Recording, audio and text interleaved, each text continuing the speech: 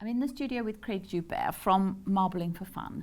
Now, you sent me these 2 books, Craig, to get me inspired prior to today's meeting. And I'm very taken with some of the projects and also the idea of marbling my own fabric. So I have come armed with bits for a stash. Okay. I can hear you groaning already, but I'd like you to explain to me maybe what sort of fabrics I can use and maybe whether I can use these or not. Of course, yes.